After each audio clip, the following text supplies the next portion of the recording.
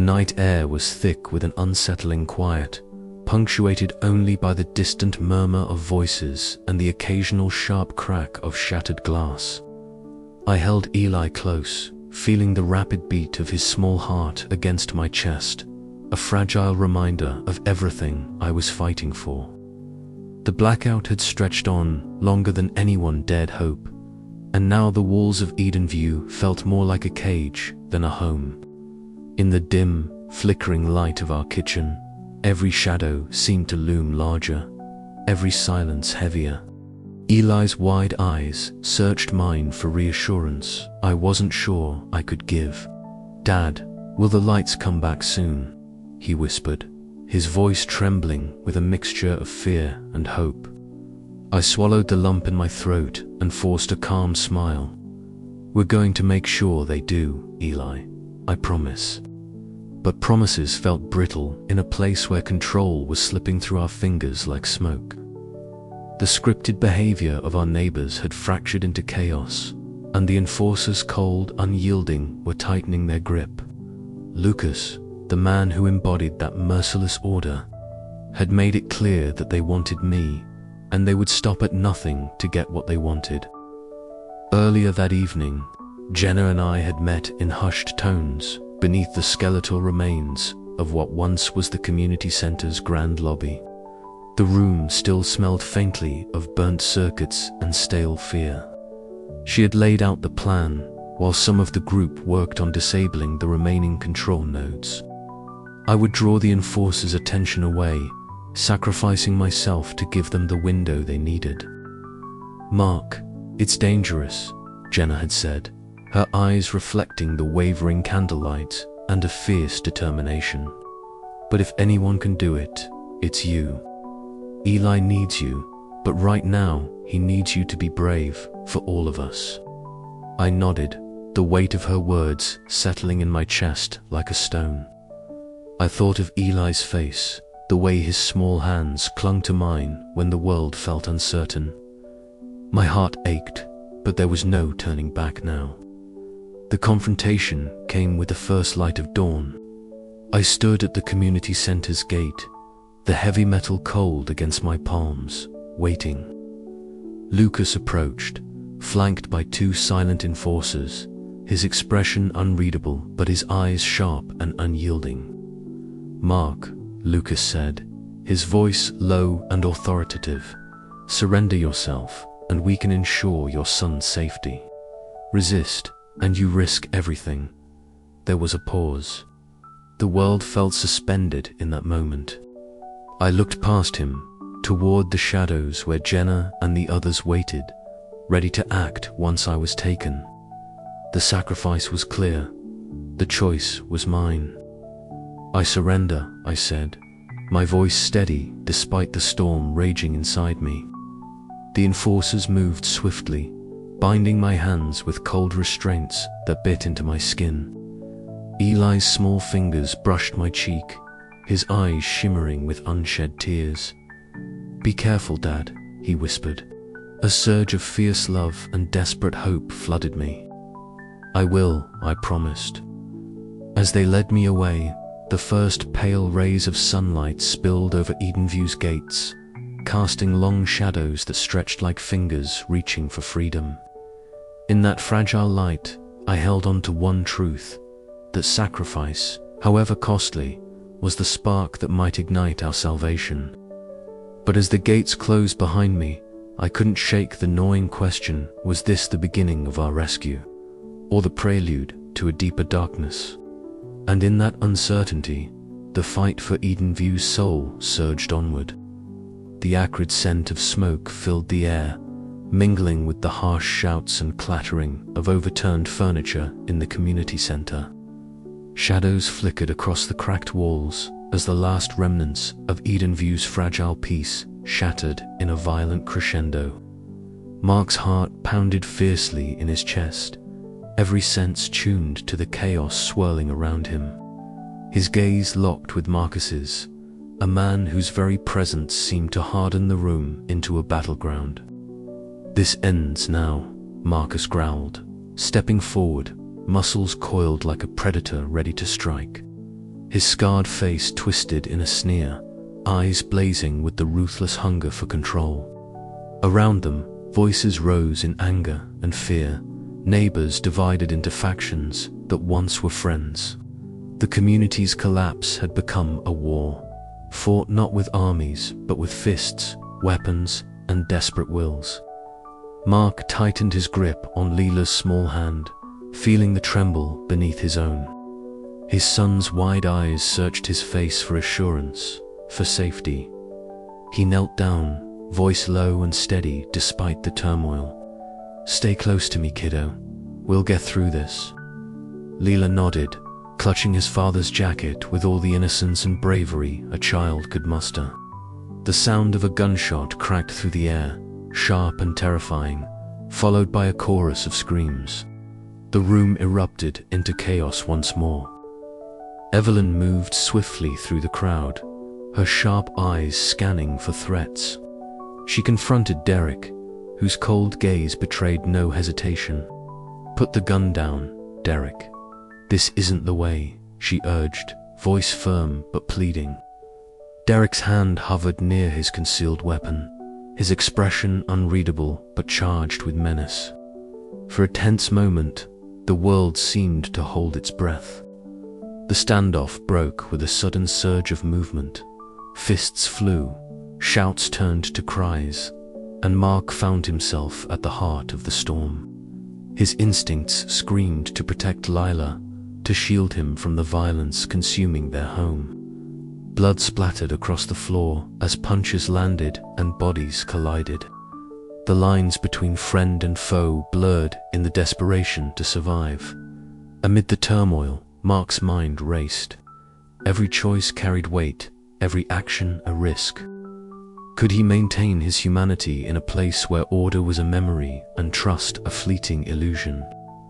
The collapse of Edenview's system had unleashed more than just darkness. It had exposed the raw, savage instinct beneath the surface. When the dust finally settled, the community center was a ruin of splintered wood and shattered glass. Mark stood bloodied but unbroken, the weight of exhaustion and determination etched on his face. Around him, neighbors nursed wounds both physical and emotional, their eyes reflecting the hard truth. Edenview's old order was gone. Yet, in the midst of the destruction, a flicker of something else endured. A fierce resolve to fight back, to reclaim their lives from the shadows of control and chaos. Mark looked down at Lila, whose small hand still gripped his. In that moment, the future felt uncertain but no less hopeful. "We keep moving," Mark whispered, voice rough but unwavering. "No matter what comes next." Outside, the night stretched endlessly, but inside, a new battle had begun, one for the soul of Edenview, and for the fragile spark of freedom that still burned within its walls. The breaking point had arrived, and with it, the fight for survival, for control, and for the future of everyone trapped inside the gates. The echoes of violence faded into a heavy silence, broken only by the ragged breaths of those left standing, survivors who would face whatever came next, together or apart. Mark knew this was far from over, but for the first time in weeks, he felt a fierce glimmer of clarity. The script was broken. Now it was time to write their own story. As shadows deepened and the first hints of dawn touched the horizon, Mark's eyes burned with determination. Edenview's nightmare was far from finished, but so was their fight. And this time, they would not go quietly into the darkness. "Hold on," he murmured, voice barely audible but filled with promise. "We're just getting started." And somewhere deep inside, that was enough to keep going. The night air was thick with tension as we approached the central hub, the heart of Edenview's sinister control network. Shadowed by the faint glow of emergency lights, the building loomed like a silent sentinel, its dark windows reflecting the flickering remnants of a once brilliant digital world. Every step I took alongside Lena and Jared felt heavier, weighed down by the knowledge that if this assault failed, the nightmare we lived in would continue indefinitely.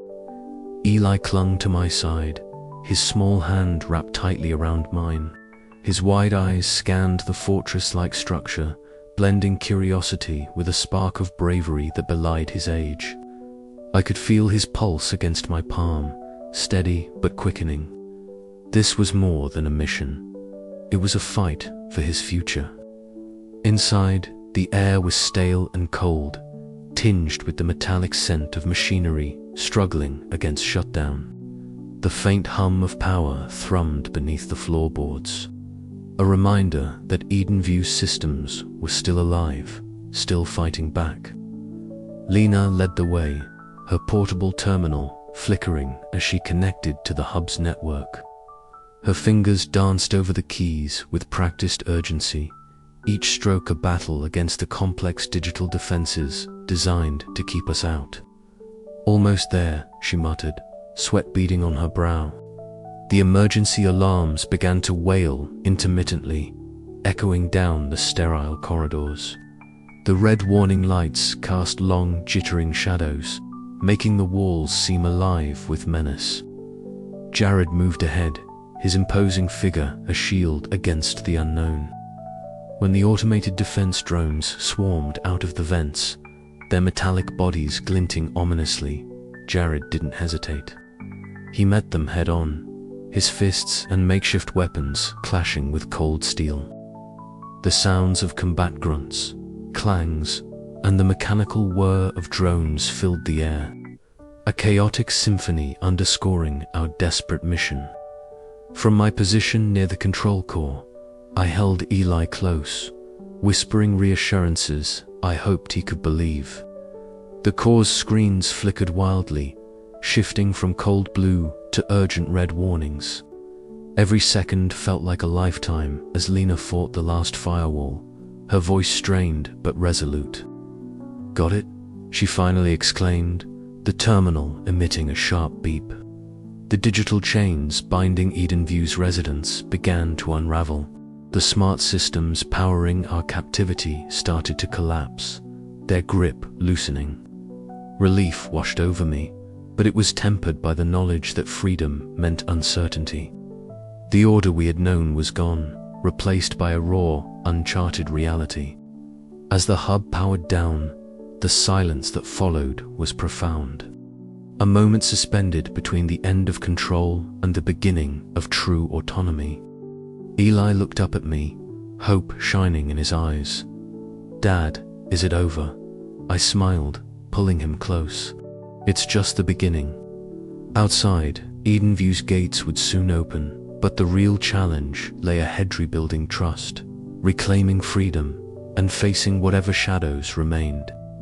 Tonight, we won the battle for control. Tomorrow, we'd fight for our future. The last firewall had fallen, but our story was far from over. The darkness was absolute. Mark sat on the edge of the couch, the only light in the room coming from a small candle flickering in the corner. Outside, the usual hum of the Edenview smart systems was gone, replaced by an eerie silence that seemed to press in from all sides. His son, Eli, curled up beside him, clutching his worn stuffed rabbit, eyes wide but trusting. The blackout had deepened beyond anything Mark had feared. The entire community's systems had shut down. Not just the power, but every last node of control. Edenview was plunged into raw, unmediated darkness. Mark's mind raced as he tried to piece together the consequences. The gates were locked tight, the cameras offline, and even the emergency protocols had been rendered useless. The scripted behaviors that had gripped the neighborhood earlier now dissolved into confusion and panic. Without the smart infrastructure dictating movements and conversation, people were left to their own devices, and that was terrifying. He could hear distant voices, raised in fear or anger, but here in their home, the silence felt like a fragile cocoon. Eli shifted closer, his small hand gripping Mark's. "Dad, what's going to happen?" he whispered, voice trembling. Mark swallowed, searching for the words that would steady them both. "We'll get through this, Eli. We're still here, and we'll figure it out." Outside, the streetlights were dead, and the neon signs that once bathed the community in a vaporwave glow were darkened relics. Mark remembered the strange beauty of those lights, their pastel hues now replaced by the stark blackness of night. He had always trusted the systems, the invisible hands that managed Edenview's every detail. Now, it was just people, raw and unpredictable. Jenna appeared at the door, her face pale but resolute. "Mark, we need to talk. The others are gathering in the square. They don't know what to do." Mark nodded, standing up and grabbing a flashlight. The beam cut through the darkness as he stepped outside, Eli close behind. The streets were filled with silhouettes moving uncertainly, some clutching phones useless without signal, others staring blankly into the void. He spotted Derek, the community's unofficial enforcer, standing rigidly near the entrance to the central hub. His cold eyes scanned the crowd, a silent reminder of the order that had collapsed. Jenna approached Derek, her voice low but firm. "We can't keep living like this. The control is gone. We have to find a new way." Derek's jaw tightened. Without the systems, this place falls apart. People fall apart. Tension crackled between them like static electricity, the unspoken question hanging in the air: who would take control now? Mark moved through the crowd, sensing the raw human emotions bubbling beneath the surface: fear, anger, hope, and desperation. The blackout had stripped away the veneer of civilization Edenview had relied on, revealing something more primal and uncertain. He thought of Eli, of the future he wanted to protect. The boy's innocence was a beacon in the darkness, a reminder that beyond the systems and scripts, humanity endured. As the night deepened, the community struggled to find footing in this new world. Some sought to rebuild order, others to seize power, and a few simply to survive. Mark returned home, holding Eli close as the first faint colors of dawn began to bleed into the sky. The darkness was receding, but the challenges ahead were greater than ever. "We're not alone," Mark whispered, the promise hanging between them like a fragile lifeline. "We'll find a way." Outside, Edenview stood silent, caught in the uneasy balance between collapse and rebirth, a community forced to confront its true self in the darkness before the dawn. The sun dipped low, the sky bleeding into hues of violet and pink that stretched across the horizon like a fragile promise. Standing by the cracked fountain in the heart of Edenview, I let the silence settle around me, broken only by the distant hum of voices and the rustle of dry leaves skittering across cracked pavement. The fountain, once the gleaming centerpiece of this gated paradise, was now a skeleton of its former self, tiles broken, the water long gone, replaced by dust and the faint smell of earth reclaiming its territory. I knelt beside the edge, fingers tracing the jagged cracks, feeling the roughness beneath my skin. So much had been lost, not just the power or the control systems, but the very soul of this place. Edenview had promised us safety, order, a future bathed in convenience and technology. Instead, it had delivered us into a nightmare of surveillance and manipulation, a script we were forced to follow without knowing who was pulling the strings. Yet, as darkness crept over the community, I realized something else was stirring, a resilience that no blackout nor puppet master could extinguish. The neighbors I'd watched fall into trance-like routines were beginning to stir, their eyes clearing, their voices breaking free from rehearsed lines. It was fragile, uneven, but unmistakable, the first flickers of genuine humanity. My son Eli burst through my reverie, his small hands clutching a wildflower, its petals vibrant against the dull backdrop of broken concrete. His smile was a beacon in the dimming light, a reminder that innocence still thrived here. "Look, Dad," he said, holding the flower up like a treasure. "It's still alive." I smiled, the weight on my chest easing for a moment. "Yes, buddy," I said softly. "It is." Joanna and Raphael approached from the street, their faces lit by the flickering neon of a billboard that had somehow come back to life, casting vaporwave hues of pink and turquoise across their determined expressions. They were talking quietly, voices low but charged with purpose. I caught fragments of their conversation. Plans for rebuilding, organizing, protecting what was left. "Mark," Joanna called gently, "we're starting to pull people together. This can't be the end. Not like this." I nodded, feeling the stirrings of hope ripple through me. "It won't be. We have to make sure it isn't." Night settled fully, and above us, the first stars appeared, pinpricks of light against the velvet black. They reminded me that even in the deepest darkness, there was light waiting to break through. The echoes of Edenview's past its control, its surveillance would linger, but they would not define our future. As I looked out toward the horizon, I felt a quiet determination rise within me. This community, fractured but not broken, could rise again. We could rebuild Edenview not as a cage, but as a place of trust, resilience, and true connection. The path ahead would be hard, filled with uncertainty and scars. But for the first time since the blackout, I believed in the possibility of dawn. Eli tugged at my sleeve, his eyes wide with curiosity. "Dad, what's next?" I smiled down at him, squeezing his hand gently. "We build," I said simply, "together." And with that, we stepped forward into the unknown, the faint glow of hope, our only guide in the lingering shadows. The air was heavy with the scent of fresh rain and something unfamiliar possibility. Edenview was waking up from a long nightmare, but the ghosts of control still lingered in every shadowed corner and silent street. The smart systems that once dictated every flicker of light and hum of energy were gone, dismantled piece by hands that trembled with a mixture of fear and resolve. I stood in the community center, the meager light from a handful of battery-powered lanterns casting flickering shadows across the faces of my neighbors.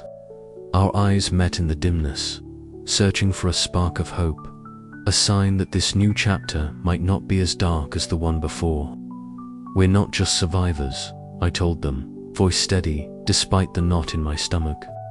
"We're the architects of our future, but that future won't build itself." Rena stepped forward, her fingers brushing over the cold metal of a surveillance camera mounted crookedly on the wall. "It's time to make sure no one watches us anymore," she said softly, pulling the device loose and setting it aside. Around us, others began following suit, disconnecting the last remnants of the control system that had held us captive. The act was symbolic and practical, a declaration that Edenview would no longer be a prison. Outside, Eli darted through the streets, his childish laughter breaking the silence that had settled over our neighborhood for so long. He chased after a stray dog, his small feet padding over cracked pavement bathed in the neon glow of vaporwave skies. The colors seemed almost surreal, a pastel dreamscape that contrasted sharply with the grim reality we had endured. Watching him, I felt a flicker of something I hadn't dared feel in months: joy. But optimism was tempered by reality. Jared, standing near the unlocked gate that had once sealed us in, folded his arms and scanned the perimeter. "No systems, no control," he muttered. "That leaves us vulnerable." What if something worse comes along now? His words struck a chord. The absence of surveillance meant freedom, yes, but also uncertainty. We were stepping into a new order with no blueprint, and every decision carried weighty consequences. As the sun dipped below the horizon, casting long shadows across the community, I found myself caught between hope and apprehension. Inside the community center, neighbors formed small groups, voices low but earnest. Plans were sketched on scraps of paper, ideas for watch rotations, neighborhood patrols, and communication networks using old-fashioned radios. We were relearning how to be a community without the omnipresent eye of technology guiding us. I caught Rena's eye. "It won't be easy," she said quietly, "but it has to be done this way. If we don't reclaim control now, it'll be taken from us again." Her words resonated. Edenview's experiment in surveillance and control had failed, but our experiment in freedom was just beginning. I thought about Eli and all the children who deserved to grow up in a place where they could run freely without an unseen puppeteer pulling strings. The night deepened around us, and with it, the weight of responsibility. But beneath that weight was a seed. Fragile, uncertain, but alive. We were no longer prisoners of Edenview's systems. We were its keepers, its guardians, its new order. As I stood at the gate later, the quiet hum of distant city life beyond the walls was a reminder that the world continued outside our bubble, indifferent to our struggles. The darkness was no longer imposed. It was ours to navigate, and for the first time in a long time, I believed we could find our way into the light. "Tomorrow," I whispered to Eli, who had joined me, "we start building something better." He smiled, clutching his toy robot tightly. Together, and with that simple truth, the night no longer felt so dark. But even as hope blossomed, the question lingered: how do we guard our freedom when the threats lurking in the shadows no longer come from machines, but from within?